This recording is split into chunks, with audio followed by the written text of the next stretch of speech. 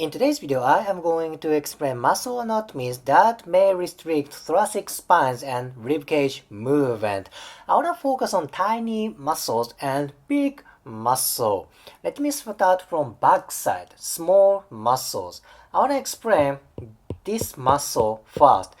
There are tiny muscles which connect vertebra and ribcage. This muscle is called levator colostrum.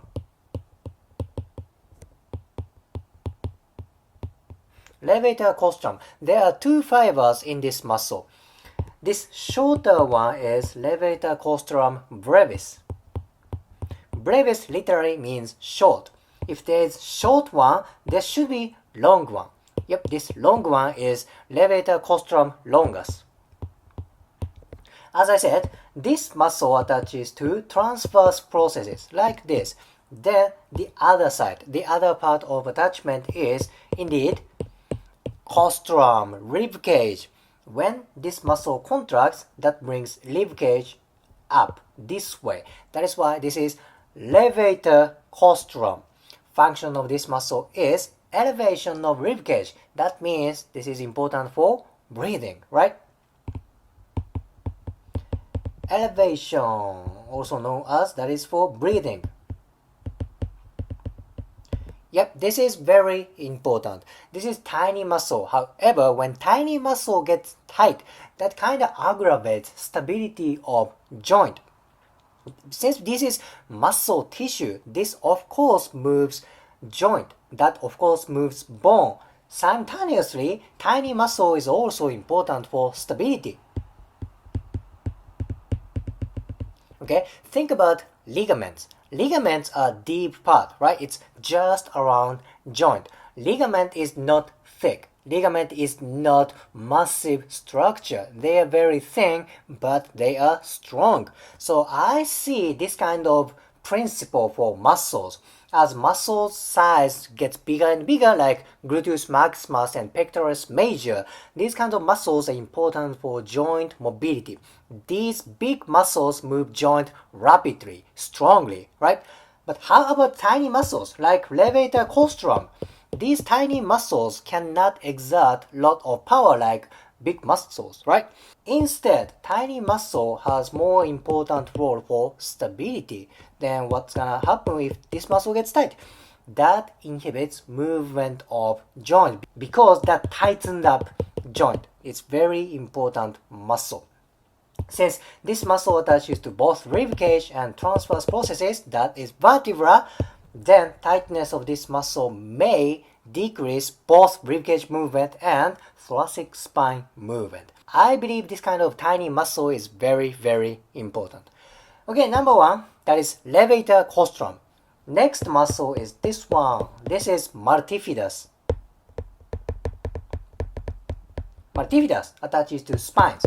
This one doesn't attach to ribcage. That's why this has nothing to do with ribcage movement. This is for spine movement. This is also deep muscle. This is tiny muscle. It's not big like erector spinae. Erector spinae is bigger, wider, and thicker. That is why multifidus is relatively weaker than erector spinae. This muscle cannot move thoracic spines like erector spinae does. However, this is deep muscle. I believe, again, when muscle size gets smaller and smaller and the location gets deeper and deeper, it has more important role for stability. When multifidus gets tight, tendency is spines don't move well. Of course, big muscles are important, but as equally tiny muscles are important. Anyhow, this is multifidus. I focused on two muscles on backside, levator colostrum and multifidus. Of course, other spinal muscles restrict movement of thoracic spines. Let's say like there's muscle called rotators, and there's a muscle connecting scapular and thoracic spines. Many things, many muscles can restrict movement of thoracic spines. However, I wanted to focus on tiny, important muscles. Alright, let me go to anterior part. Actually, anterior tissue can inhibit movement of ribcage and thoracic spines. Here's how. I want to focus on pectoralis major. Let's say pec major. Wait a minute. This muscle is not a vertebral muscle. It's not spine muscle. This is chest muscle. This is shoulder muscles. How come pec major tightness affect for thoracic spines? Here is the thing. One of origins of pec major is sternum and costal cartilage deep to this muscle tissue. Okay, sternum and costal cartilage. Sternum and ribcage are connected like this. Ribcage goes to sternum like this, right? But how about the other side? Where is ribcage going? Where is rib going? Like this way, right? It goes to posterior way. What is there? What is on posterior side? There is thoracic spines. Yep, ribcage is connected to thoracic spines plus sternum. Thus, when your sternum doesn't move, thoracic spines have chance to get tight. I shall say that again. Because sternum and ribcage is connected. And ribcage and thoracic spines are connected. Thus, when your sternum doesn't move, thoracic spine may not move. What is origin of pec major? Sternum and costal cartilage. It is very common that fascia around sternum gets tight. People's thoracic spines tend to get tight because anterior part don't move, posterior part cannot move as well. This relationship is very, very important. I focused on pec major today. However, you can apply this method for many things, like sternocleidomastoid attaches to sternum, and rectus abdominis is close to sternum. Other abdominal muscles are close to sternum. Thus, this kind of shoulder muscles, neck muscles, and abdominal muscles which are related to sternum, when they get tight, there is chance your thoracic spines get tight. Oh my gosh, this is very important thing. I explained two muscles from backside and one muscle from anterior part. Now I want to focus on joint structure around ribcage and thoracic spines. You are looking thoracic spines and ribcage from superior view. This is thoracic spines. You see that? And this is where rib is.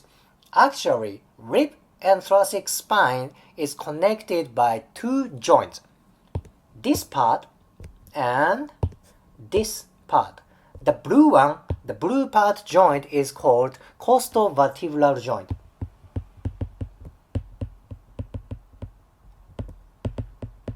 Costovertebral joint. Costo means rib. Ribcage and vertebra. Joint between rib and vertebra. What about yellow part? This part is costotransverse joint.